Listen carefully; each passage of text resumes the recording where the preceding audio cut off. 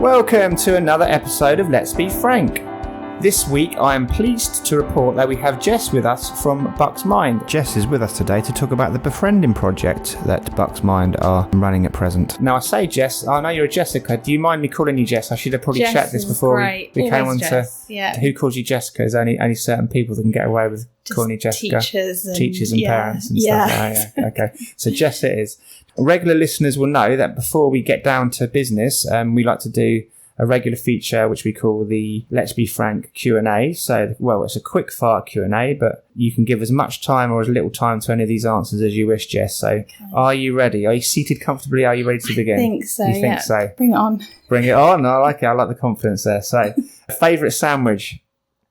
Ooh, just my mind went straight to chicken triple. There we go. A classic. Can't go wrong. Favourite pizza? Ooh, meat feast. Meat feast. Okay. What one thing do you own that you should probably throw out? I've been throwing a lot of stuff out, to be honest. I've been really good at spring cleaning. What was the first thing against the wall? What was the first thing that you thought, right, I've got to get rid of all of these? Was it shoes, clothes, records, CDs? A lot of clothes. Yeah, I'm bad at throwing them away. Good at buying, but not so good at throwing out. You're a bit of a hoarder, are you, with clothes? Yeah. I think we all are. I was looking for a t-shirt today. I was like, that doesn't fit me anymore. Yeah, but it might fit one day. Exactly. That's why I keep them. That's why I keep them, I think. Exactly. If I go into a health kick and a fitness kick and then it's all going to fit me again, so I best keep it just in case, you know. Exactly. What is the scariest animal? Oh, do you know what? I've actually been getting really into... it's a bit of a trend on my Instagram of crocodiles and sharks, like just how people are taming them. So I'm not really scared, which is probably a bit of a worry. Yeah. But so I'd say hippo. They're supposed to be like the most dangerous in South Africa, aren't they? I used to be really scared of vampires, and I saw Blade, and I thought, there's nothing to be scared of here. Blade's around. He can come and rescue the day by killing them all. So similar theory. Tea or coffee? Coffee. I got a little sneak preview of that. We just had a nice coffee. It must say nice. You haven't drunk enough of it to say whether it's nice or not yet. Crisps or cake? Cake, 100% sweet tooth. Yeah. You're not a Carol Crisps person, though. Oh, could be persuaded, but if they're both on the table, cake first. 100%. Cats or dogs? Dogs, definitely. Dogs. Do you own any dogs? No, wish I could, but I'm just not home enough. Very sadly. Maybe Bucks Mind could put together some kind of dog walking. I would love to do that. Oh my goodness, they're just so great for your mental health, aren't they? I would love to do that. Yeah, getting out into nature with an animal to accompany. Yeah, I love it. Exactly, yeah. During lockdown, I took my sister's dog out every day. It was one of the main things that kept me going. Because they don't care, do they? They're just out there. They didn't know there was a pandemic on and that there was lockdown. Except maybe some of them got their walks restricted to once a day, maybe. So they weren't. There was a little bit of that, wasn't there? But good to get out into nature with the dogs. Oh, 100%. Window seat or aisle seat? Window. You like to see what's going on. Yeah. That goes up with the alligators and the sharks, doesn't it? You like to see what's going on. Nothing in the shadows. Yeah. Have you ever asked somebody for their autograph? Oh, no, I haven't. I never want to be that person. No. I've seen famous people, but just don't want to be that annoying person. So you kind of give them a little knowing nod from afar. You're like, I'm not going to bother you, but I know who you are. I know who you are, Sunshine, but I'm not going to bother you because I'm one of the good guys. Yeah, exactly. Excellent. Have you ever asked anyone out on a date and they said no? Probably, yeah. I mean, some roundabout way of that probably on dating apps, you know. Yeah, subtly and stuff. Yeah, hand in hand with lots of rejection. What do you hope happens when we die? That we do stick around and maybe watch our loved ones and are somehow around, to like that you can go to each of your loved ones and kind of watch them whenever you want. When they need help and stuff, like a guardian angel. That's beautiful, I'd like to think that when we die, our soul goes into a little baby being born somewhere and you get to live again. That's my hope. Yeah, or any other living creature, maybe. Following on from that nicely, what is your earliest memory? It would probably have to be something with my sister, just playing games in the garden. Yeah. Pulling her hair and making her eat worms. Yeah. Being the annoying younger sister. Oh, so you were younger, way, so she was probably making you eat worms and pulling your hair. Exactly, yeah. That's featured quite heavily, actually. Most people's memories, like a sibling or something, beating them up in the garden or you or gotta something. love your siblings. What is your favourite taste? Well, I've got coffee in front of me, so I think coffee's one of them. Or, cake. Coffee or as cake? Previously established, said, yeah. And what is your favourite smell? Coffee and cake. Do you know actually what first came to mind? Weirdly, petrol. Like, I'm one of those people that actually kind of makes like sense. it. Yeah, it's one of those that you remember, isn't it? Yeah. What is your favourite sound? The sea. Oh, that's a great answer. Yeah. And your favourite word to pronunciate? Supercalifragilisticexpialidocious. There you go. What is the most used app on your phone that isn't social media?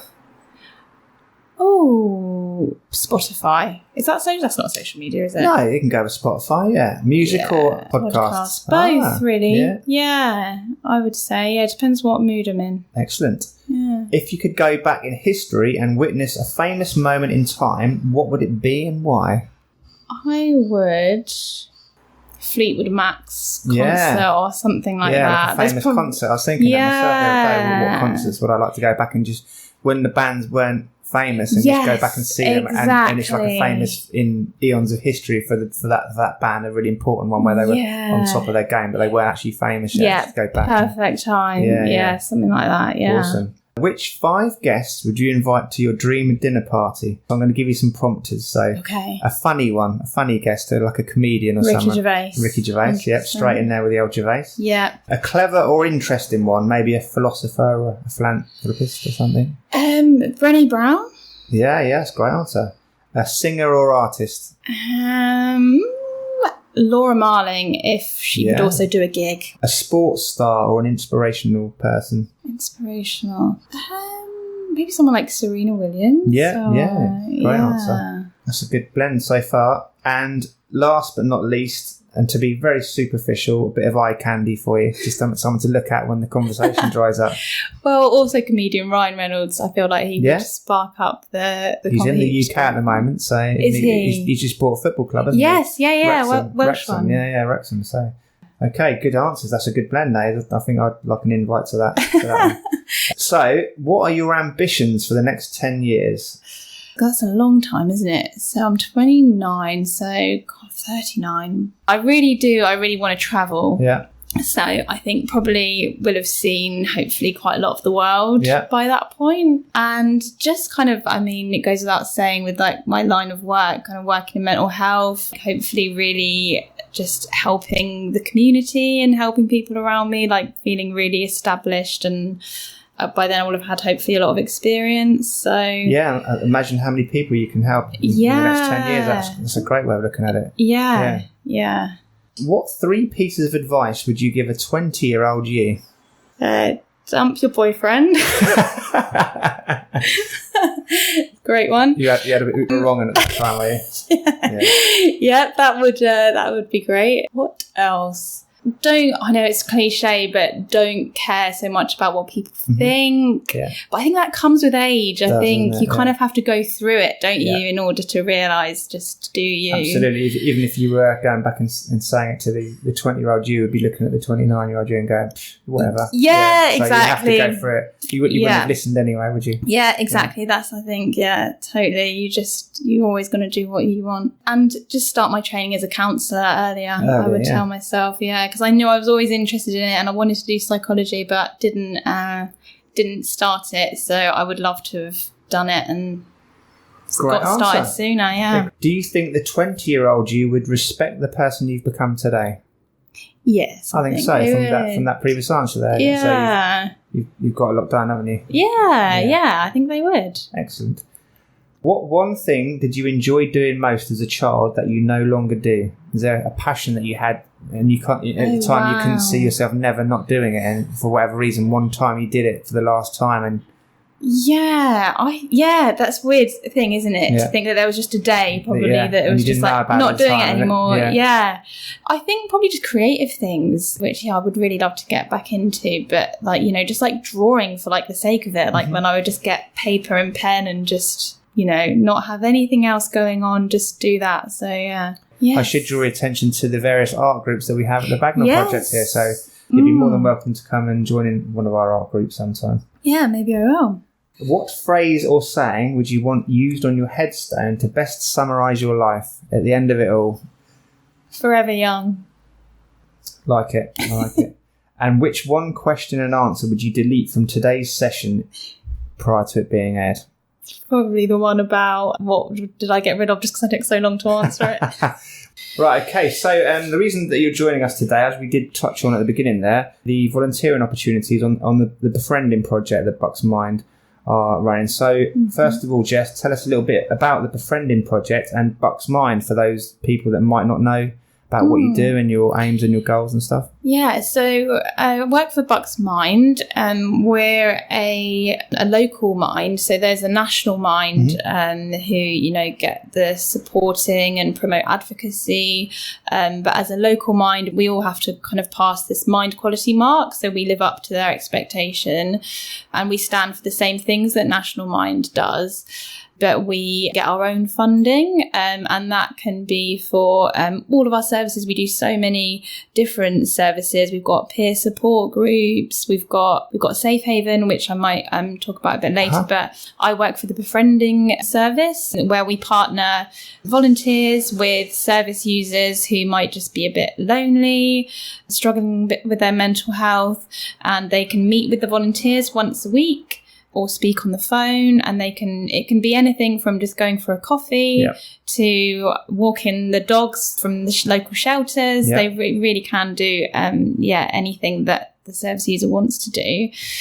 And it's just an amazing way to kind of encourage these people to kind of get maybe out into the community and just have someone to talk to. I think it's just really, we don't realise how much we take it for granted, when you've got friends and family that, you can just talk to them and it makes you feel better. And that's what we're sort of providing. Yeah, it sounds an amazing project actually. Who is the Befriending project suitable for? Who is it? Anyone particular? Is there any age ranges to it or locations? No, so anyone over 18. Yeah.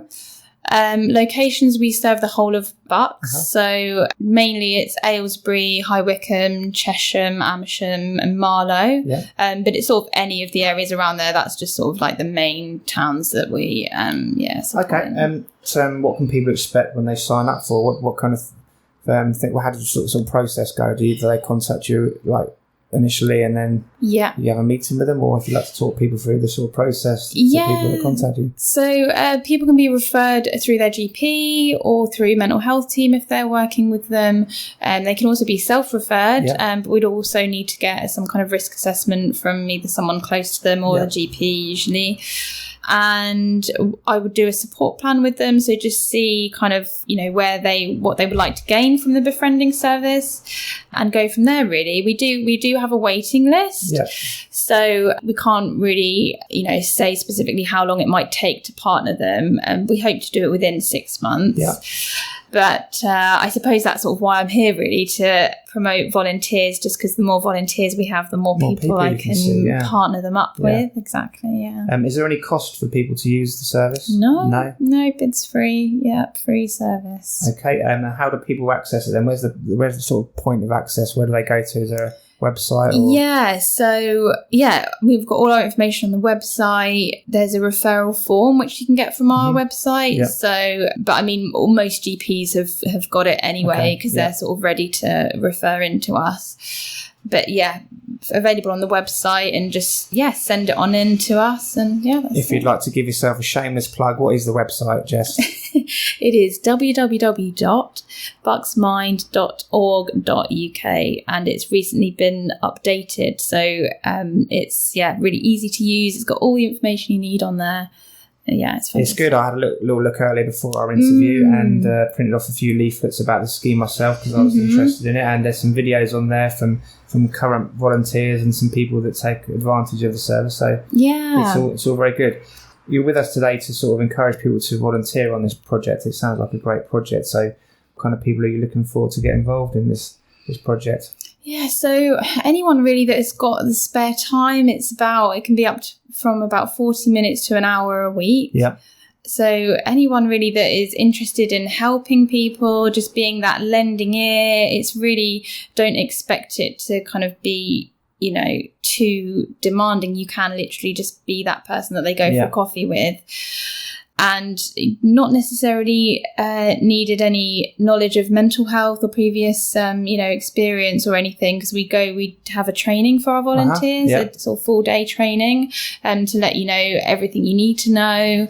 And the main thing is that people like myself and my other colleagues as support workers are always there for you. Yep. So, we're just, always there to support. And that's the main thing, really, just to lean on us. Yeah, absolutely. Mine your wealth of knowledge and also provide their own training as well. And what kind of people traditionally volunteer with you? Is there any kind of people that you traditionally get a lot of people helping you, or is that what part of today is, to try and open it up to the full community? Is it? Yeah. I wouldn't say any particular type of person. I mean, definitely, I guess more people that are interested in working with people with mental health. So anyone that is training to be counsellors, or lots of people that are looking to even change their careers. I think the pandemic kind of made a lot of people rethink, what they were doing. And we did get an influx of volunteers at that time, because people were really wanting to help. Just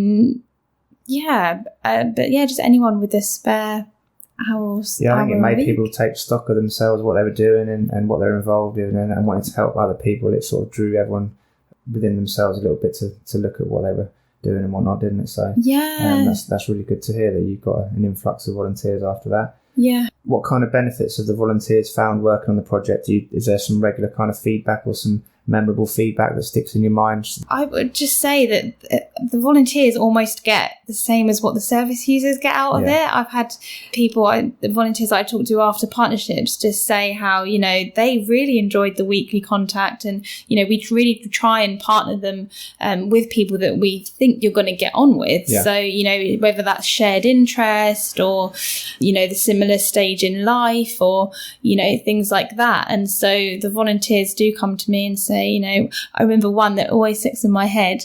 She said, what, do you guys use some kind of voodoo at Bucks Mind or something? Because, they just had almost every stage in their life was really similar. So they were really able to bond and create a really nice partnership. Yeah. And should we clarify that you don't have any voodoo dolls? No black magic. No access to those. No, they're locked away in your boss's cupboard, are they? No, just names on spreadsheets. Yeah. What are some of the common misconceptions that you encounter that stop people volunteering? I think people wonder, how much time they will have to commit, and they worry that maybe they won't continue to have the commitment in time. And so the partnerships are 6 months long. Okay. So we do ask that at least if they do have that 6 months, then, that's ideal. But I think people probably wonder whether they have enough support. And again, that's why I'd say that our support workers, people like myself, are there completely to support you and the service users. And, it can be flexible. It's not necessarily, it doesn't have to be every week. You can say what time suits you, and, it can all be quite flexible. The main thing is just communication, really, just to keep in touch with us. Is it in person or over the telephone, or is it a mixture of both? So it's a mixture of both. When I first started, the pandemic was sort of still very much going on. So a lot of people were still only wanting to speak on the phone, and obviously we had to have those provisions in place. But then as time has gone on, people are just really keen to meet in person. So I would say that we manage about 65 partnerships at one time across the area, and definitely myself and High Wycombe and Chesham and Amersham, the majority of people are wanting to meet in person. So yeah. Do they normally meet at offices that you guys look after, or out and about, or what's the kind of process with that? Yeah, out and about, really. It depends. If they do want somewhere private, then they might want to meet maybe for the first time in the office. But generally, like I said, it's sort of coffee shops, or I met in a partnership recently. We went to one of the British Legions and they were just playing pool. Yeah, or just going for a walk, make the most of whatever the summer we have left. Do you sort of get access to sort of events and sporting things and movies and stuff? Are there any kind of things like that which people can go along to? Or? We have some sort of leisure centres reach out and say, sometimes they have buddy schemes. So the volunteer, it's great when the volunteer can help the service user access places like that maybe they wouldn't be so confident accessing on their own, which is great. But it's all it's so sort of specific for each individual person. And I try and help that as much as I can, trying to find them the right activities. So when you initially sort of speak to them, you find out what kind of things they like doing, and then sort of put the package together holistically to each person. Exactly. Yeah, just see what they want to do and see what's available. Yeah. Okay. What sprung to my mind there was, obviously I like football, so Wycombe Wanderers and clubs like that. I'm sure they'd love to get involved with putting on tickets and sort of the buddy schemes for getting people along, because that's one thing that gets sort of lost as families drift apart, and as you grow older, sort of a lot of people used to like going to football with their granddad and their brothers, and just then for whatever reason that goes away, doesn't it? So just have buddies to go to football with, and sort of someone you can go with every week. And football's really good for community for that thing, because it's a regular commitment as well, isn't it? It's exactly. Schedule for them as well. Yeah, I did have a partnership that did that, actually, going for football every Sunday. And I think sometimes doing an activity like that as well kind of makes it less intense than kind of maybe just having a coffee or something. If you're focusing on something like pool, or I had a partnership playing chess, and it just kind of brings that focus away and pressure when maybe they don't feel comfortable. Yeah, it's really rewarding. When we had our kids camp over Easter, I was teaching some of the kids. We had some kids from Ukraine and Syria, and teaching them chess was really rewarding. I taught them chess, so by the end of it, they were having little games of chess against each other. So it was really rewarding for me as well. I mean, chess is quite can be quite difficult to learn. Explain it, some of the questions they asked, why does that piece go there? I don't actually know why, but it can only go. Does. Just don't worry about it. It just does. From your own personal point of view, what sort of fuels your passion to helping other people? I suppose it's kind of knowing that it can be difficult when you are in a place that you need help. It can be difficult knowing where to go for it and how to get the help. So I think kind of being that bridge and, making things as accommodating as possible for people. Yeah, that's making it easy for people to get support and help. Yeah, exactly. What kind of tools, hobbies or interests do you use in your own life to help maintain good mental health and well-being? Is there anything that you like to do if you're feeling particularly stressed or anything? Is there anything you'd like to take advantage of or do which really helps you, which some of the other listeners might be able to do and sort of might help them as well? Yeah, well, I think the main one that I've definitely found since, lockdowns and things is just exercising, going to the gym. I just think it is so great. I was never normally one for exercise, but it really, what they say is true. It really does, spark endorphins and things that help you feel good. It's great. I think everyone did the couch to 5K, didn't they, during the first lockdown? So I saw a funny meme once who said at the next Olympics for the 5K event, we're going to be laughing on it because everyone's done the 5K. We can all do it now. My times weren't very good, but at least I managed to do it. It's weird for someone as myself. I've played lots of sports over the years. I never really got into running long distances and stuff, so it was quite enjoyable and I didn't ever think I'd be able to run for that amount of time. And the way the Couch to 5K app works, it does it very cleverly, doesn't it? Yes. It doesn't build you. It doesn't. You think it would build you up. This is a bit of a spoiler alert for people who haven't done it. Yeah. Just one day they make a massive jump from 4 minutes to 15 minutes. And you haven't got time to worry about it. Like, we're going to go for a 15-minute run. You're like, hang on, we were on 4 minutes yesterday. And then you do it, and you're like, oh. Yeah, it's amazing. I've built up that in my mind to this massive barrier. Totally. And it just takes it away completely, doesn't it? Yeah, that is totally one thing I've found with exercise. Yeah, it's just a lot of it is mental, isn't it? And you can do it if you just... I think good music is the key, isn't it, for running? The mind gives up way ahead of the body, doesn't it? Yeah, it does. Did you do the Couch to 5K? I did, and I think... Who did you use? Who was your commentator? I've forgotten what his name. I started with Michael Johnson, the American guy. Yes. And then I switched to Joe Wiley. That's it, Joe Wiley, yeah. I switched to Joe Wiley. I think I swapped between those two as well, actually. I thought Michael Johnson... was annoying me after a while.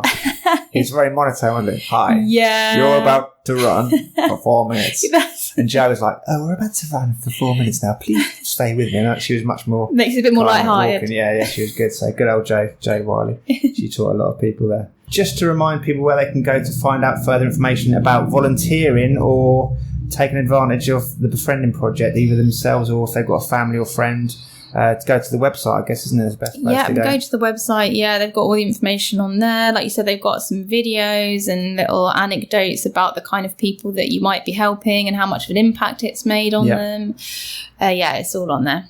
Social media wise, are you constantly sort of putting information out on social media as well? Yeah, we do actually. Yeah, we've got Facebook page, we've got LinkedIn, Instagram. Yeah, I've seen a lot of your stuff online. We did an event in my musical band a few years ago for Bucks Mind. It was in Aylesbury. It was like a charity event, and that was for Bucks Mind. So I've got a big poster of me somewhere, the Bucks Mind logo in the background when we were playing. So yeah, we're actually as well in Peace in the Park in Chesham. Am I right? Yes, yeah, it's Chesham. Yeah, that is next Saturday. We're going to be there. Singing or?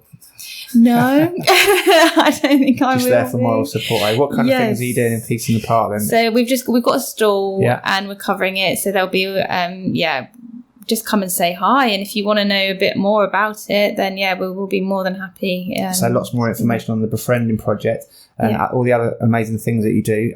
You touched on earlier the Safe Haven project as well. So if you'd like to tell our listeners a little bit about that, it's something we're heavily involved with. So as I've got the main person here with me today, I'd be remiss of me not to ask you about that. So Safe Haven, we are now offering in High Wycombe 7 nights a week, because it's available from 6:30 to 12 midnight.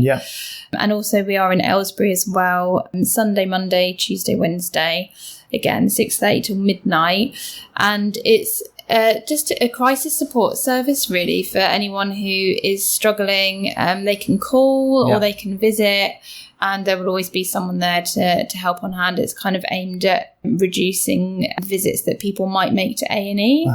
So reducing that sort of pressure on A&E and just being able to support as many people as we can that might need it, that are in crisis. Is there a specific website where they can find information about that, or is it all under the Bucks Mind umbrella? It's on Bucks Mind. Yeah, it's on our Bucks Mind website. Yeah, so there's more information. Yeah, and you do lots of awesome marketing campaigns and information on that. I've shared quite a lot on my social media about Safe Haven. So it's an important service that you run there. Is there anything else that you want to talk about whilst you're here today, Jess? I think that sort of covers it. I mean, Befriending is just such a fantastic service, and I guess thank you to all of our volunteers who do help, because it honestly really wouldn't be possible without them. And I'm amazed every time people are able to help. And, we've got some volunteers that are continuously, they will have one partnership for 6 months and then they'll come back and they keep going like that. And it's just incredible, new and old volunteers. Absolutely. So. Yeah. I mean, you tend to find your volunteers stay with you for a long time, don't you? Once they're in there, and you get to meet a good bunch of people. We obviously have our own volunteering schemes here that people can help out on all the stuff that we do, so we know how important volunteers are and getting good people on board to support the people that come in to use our services. So those regular listeners will know, I kind of sprung this on you a little bit, that we like to close off the podcast with a little feature that we like to call 3 for Freedom, Jess. So it's a book, a movie and an album, song or artist that has inspired you during the following periods of your life. So the first period is childhood. So I'm thinking maybe 6 or 7 when you're just kind of discovering what music is. Is there like a book that you're renowned in the family for reading when you were a youngster? Was there a book you're obsessing over? I guess childhood would always have to be Jacqueline Wilson. I ate through those books. It was sort of, one after the other from the library. Yeah. Awesome. And a movie, is there a movie you're renowned for watching over and over and 100 times and driving everyone crazy? Actually, Donnie Darko. As a child? Obsessed with. Really? Okay, child maybe not. Take a step back there, I was still in the childhood. Parent Trap as a child. Yeah, Parent Trap. Oh, yeah, that's a banger. Yeah, the Lindsay Lohan one, yeah. I'm not that old. How many times do you reckon you've watched that then? Oh, my goodness. What's your hit count? About 80 to 100. And when was the last time you watched it? Have you gone back to it recently? Or No, I don't know. I really don't think I have, which is a shame, but I'll have to now. You've got Netflix, you'll have to have a little look when you get home to make sure it's on there. It's a good film. And when you were little, was there a song or an artist that you used to love singing along to, or imagine being dancing around in your tutu skirt in the mirror and whatnot? S Club 7. Oh, you were S Club 7, were you? Yeah, I would kind of go around the house doing the S Club. I bet you didn't think you'd be saying that today on air. No. Can you name all of S Club 7 still? Oh my God, yeah, I probably can actually. Oh, no, I don't know. There was Jo, Rachel, Tina. They were the girls. Bradley. Oh, no, they said H then. Wrong band. Bradley, Lee. Do you know? Are you going to confirm it? I'm just counting here. I don't know. There's another I'm proud to say I forgotten. don't know who S Club 7, the names of S Club 7 are. I'm sure people are shouting at their phones. And Yeah, their there's devices one now. I've missed. You failed that miserably there, didn't you? I reckon you probably got 4 or 5 at least. So, yeah, moving on to the next period. When you were a teenager and first time you were like too cool for school, whose posters did you have on your wall? Is there any... I think, yeah, the first thing, just only because I've revisited it recently, is My Chemical Romance. Yeah. Did you dress up like them and stuff? No, not really. No, No? I didn't go. Didn't go that extra. No. Oh yeah, Panic at the Disco, Fall Out Boy, Yeah. all of that. Yeah. You know all the lyrics and you know all Yes, the songs. Yeah. Did you ever go and see them live when you were a youngster? Saw Panic at the Disco at Reading Festival. Yeah. Yeah. God, that was a long time ago now. But yeah, I think that's about it. Yeah. So in the same phase when you were too cool, you might have been too cool to be reading books by that stage, but is there a series of books that you're into when you were a teenager, or had you left books aside for Panic at the Disco by that stage? I think I had. Yeah. I wasn't reading as much then. No, straight on to Donnie Darko, I think. Not even what are those magazines? There was like Bella and all that kind of... Girl Talk, Ms. That, that's all a bit younger, yeah. Yeah, no, they've been put aside. And the movie, so was Donnie Darko, was it? Yes, yeah, absolutely. Do you still quote Donnie Darko to this day?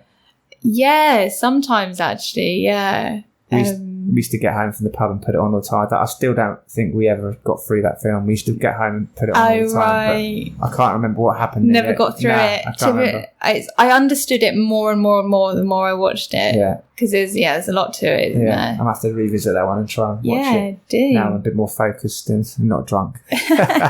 Oh, God, yeah, it's not great when you're drunk, that one. So, taking you forward to the person that sits in front of me today, Jess, is there a book that has inspired you recently that comes to mind? Anything that like springs in your head? Yeah, actually, Untamed by Glennon Doyle. Right. It's not necessarily a new one, Yeah. but she's kind of along the same lines as Brené Brown, really. Yeah, just really, really interesting. Kind of talks a lot about gender and growing up as a female and all of the kind of things that you don't realise. Really eye-opening. Did you buy it or did you get it out from the library or someone It was gifted to you? my sister's. She's a real bookworm, and I'm not really. Did she foist it on you, or did you like see it on her shelf and go, I wouldn't mind reading that? She had been meaning for me to read it for a long, long time. Yeah. And then, I think that sometimes it kind of happens, isn't it? The time is right sometimes, and it was, At a certain day, Great you're book.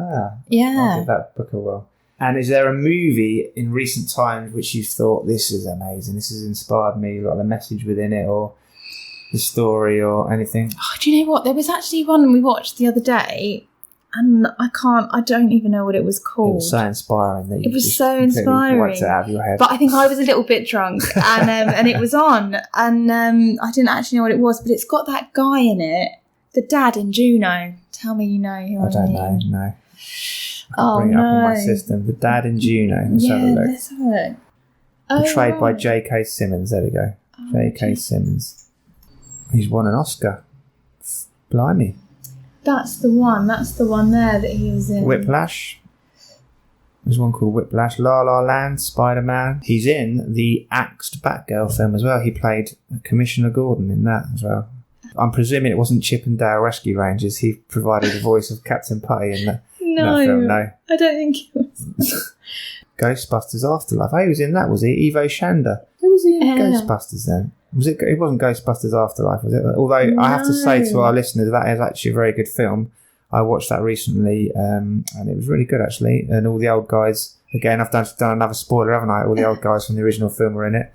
Obviously, apart from the guy that died, but they managed to include him as well. Again, another spoiler. I'm just full of spoilers, aren't I? It's the one I'm on about is he was played a composer. So I've just typed in J.K. Simmons composer. I think it's Whiplash. Yeah, let's see what he won the Oscar for. It's bound to be that one, isn't it? Oh, it's Whiplash. It's yeah, Whiplash, there we go. is it? Yeah. Yeah, edit all that Astounding. out. On the poster, they've got astounding, so that must have been astounding. So Whiplash. Yeah. Whiplash, there you go. There you go. And that was a good film. What was it about? Well, yeah, it was just, it was quite like harrowing how he treats this young lad. And I want to look more into it actually on what the sort of what they were trying to aim for, because it was toxic. It was really, but the way they do it is amazing. So this is the summary of that film on IMDb. A promising young drummer enrolls at a cutthroat music conservatory where his dreams of greatness are mentored by an instructor who will stop at nothing to realise his student's potential. So he's quite a demanding drum teacher, was he? Yes, yeah. To the point where it's almost like painful to watch. Did it have a happy ending or not? Did they all end up getting eaten by velociraptors or something? Yeah, that's what it missed out in the profile and biography of it. So you don't want to give people spoilers like me. So no velociraptors in Whiplash. You just have to watch it, and they get killed by drumsticks at the end. Don't they? Yeah, the other guy, I've forgotten what he is in as well. Miles Teller. Yeah, what's he been in? I recognise him from something. Maybe he was in Ghostbusters Afterlife as well. Fantastic Four. It would be remiss of me at this stage, Jess, like regular listeners will know that I am a great advocate of the film Babe 2, Pig in the City, and I mention it every time I get an opportunity about what an amazing film it is. So as we're talking about films, it would be remiss of me not to mention again Babe 2, Pig in the City. If anyone hasn't seen it, if you're looking for a film that's got humour, loyalty, emotion, just Babe 2, Pig in the City. And not to mention how brilliantly it's done by making it look like all the animals were talking and stuff, how long it must have taken them to film it all. And oh wow, I'll have to give it a watch. Babe 2, Pig in the City. I stopped at Babe 1. Babe 1's obviously a banger as well, but Babe 2, Pig in the City. I think we've covered everything. We've done the album and artist. Are you sticking with Panic at the Disco, or have you moved on to your tastes changed and you're following the band for the drummer in that film that you watched the other day? J.K. Simmons, maybe. I would go with sort of as in an album or band, an artist. An album or an artist. I would say Laura Marling is kind of. I feel like her albums have kind of always like resonated with me at different stages in my life. She's got a beautiful voice. Yeah, she does. I did get to see her live actually. Incredible. Yeah, really good. Come up with some great selections there, and we found out all about the projects that you're offering at the moment, your main one and some of the other ones. We'd love to have you back anytime if you've got any other schemes or anything that you'd like to talk about, or if you'd like to update people as to how the Befriending project is going. But again, it would be remiss of me not to get you to remind people where they can go to find out further information and to get involved if they do want to volunteer on the project, or if they have got friends or family or themselves that want to maybe put themselves onto the Befriending scheme. So it's www.bucksmind.org.uk, and it's got all the information there. It's also got some really useful, it's called the Bucks Mind Guide. It's kind of signposting to anything that you might want. So definitely go and check it out. And if you just type in the little search there, Befriending, it should take you to options for volunteering, or if you want to be referred.